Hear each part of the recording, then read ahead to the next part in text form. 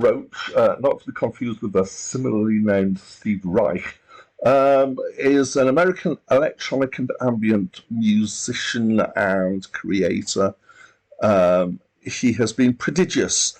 His first album came out in 1982, and so far he seems to have 80 studio albums and some live albums and compilations. Hi, my name's Dan. If you know this album, or if you're hearing it for the first time, please do let me know what you think of it in the comments down there. I'm going through a very long list of the best albums in the world. Please come and join me on my journey and subscribe wherever the button is for doing that. So on to this album. Well, let's talk about New Age first. So the New Age movement was a esoteric philosophical movement that had its roots really in the 70s, but came into more public awareness in the late 80s and early 90s before it quite suddenly disappeared at some point. And it was kind of a pick and mix mishmash of all sorts of parts of esotericism and philosophy and the occult and lots of different things thrown in together. Well, one particular aspect was a reverence for Aboriginal cultures, which was part of this. This is relevant because this album is thought of as being New Age music.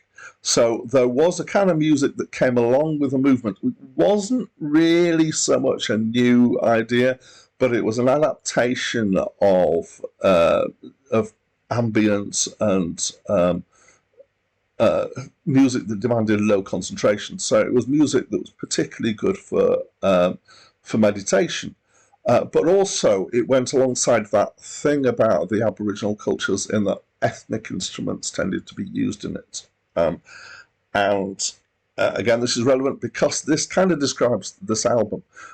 So the album Dreamtime Returns has been inspired by the Australian Aboriginal concept of Dreamtime, and Steve went to Australia to do research on this, and it does contain Aboriginal instruments and ethnic instruments in it as part of it.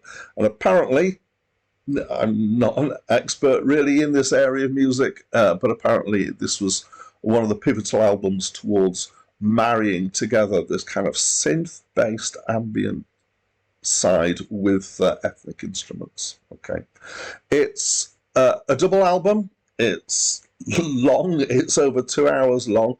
There are good reasons for this album to be like this because of the way that way it's intended to be used, and I say used rather than listened to because that is the kind of music that it is. So there is some music that kind of comes and says, "Look at me! Hey, you've got to listen to me. Listen to this bit. I'm really important. This is." The most important thing that's going on in your life right now. And this music's the exact opposite end of that, in that it kind of goes, hey, yeah, don't worry about me. I'll just kind of go over there in the corner and do my thing, and I'll just be a background. Just, it's not important. I'm just there as atmosphere. Okay. So it is very much kind of atmospheric music, and a lot of ambient music is like this. When I first encountered ambient music, my general thought was, oh, this is dull, it's quite boring. This was quite a few years ago. But I realised that actually you don't listen in the same way to ambient music. You do something else. You put it on in the background. This is good music for that. But this is why you tend to have long albums. The other thing is that why Steve's got so many albums out is that in terms of time commitment to create music like this, it's less intense.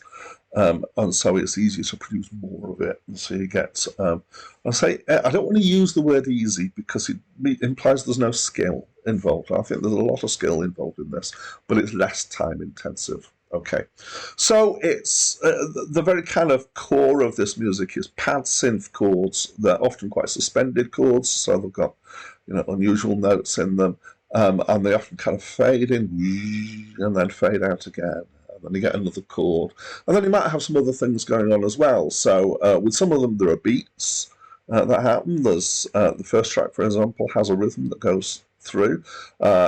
Later, there are some tracks with obviously Aboriginal drum beats being used, and there might be other kind of sounds. There's some sound effecty kind of stuff. I think of this as being soundscapes rather than, in some ways, rather than music. But with a purpose behind it. I would say it's very spacious. It's very low commitment music, as I've described. It's I don't really know about meditation, but I understand it's good meditation music. I would say it's good sleep music, and one of my listens through, I did actually fall asleep with the headphones on whilst it was going on. It is very, very relaxing music. So, yeah, depending on what you want out of music, this could be a good album for that. So I found, I have some albums like this that I own effectively. So I have some go-to albums, and my kind of theory is that you don't really need in your life necessarily more than 2 or 3 albums like this for a bit of variety, because they're in some ways much of a muchness. However, I'd say that this is probably a particularly good example of this. My favourite track is a track called The Other Side, which has a more of a melodic element going on. When I say melodic, it's kind of wandering. But it's very nice. So, yeah, quite a good album. Definitely very ambient. That's it from me for now.